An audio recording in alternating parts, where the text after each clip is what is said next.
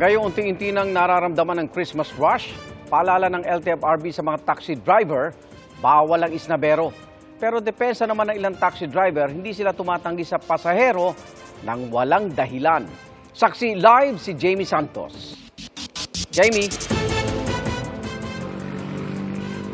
Igan, ngayong holiday season, paalala ng LTFRB sa mga taxi driver, bawal ang isnabero, dapat serbisyo publiko.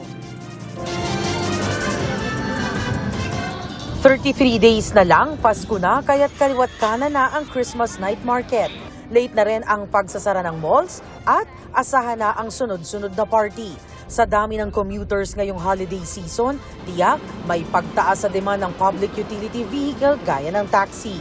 Si Nico kahapon lang daw ng gabi nakaranas ng pangiisnab ng taxi. Pagka medyo matraffic yung lugar, hindi nila pinupuntahan. Nainisnab rin si Juvie. Kasama pa naman ang anak kaya pinipiling mag-taxi. Sasabihin, kuya, pasoy naman, ang hirap mag-abang ng taxi. Sinasabi pa, uwi na daw, out of the way daw, yung parang ganun.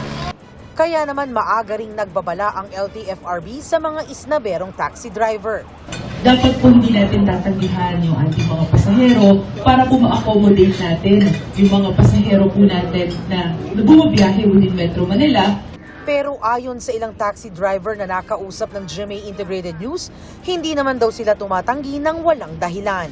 Ang problema talaga, ang traffic kahit saan ka pumunta. Inaabot po kayo ng ilang oras sa traffic? Aba, kung minsan pag malas ka, 4 na oras, 3. Oh. Pagbaba yun, paano ka, wala kang masakay? Oh. Lugi na. Di away ka ni Mrs. pag wala kang iuwi. Minsan naman daw may natatanggihan sila dahil ang pasahero ang pasaway. Kanina, lasing na lasing. Karamihan naman talaga pag nasakay mo na lasing, pag na-aircon, karamihan kundi tulog, pag gising, susuka, wala yon. Sisira yung biyahe mo.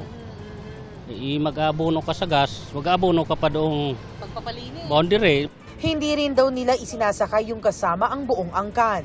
Minsan, papara, 6. Kanina, 7. Mamaya, nahuli ka pa, logi ka pa.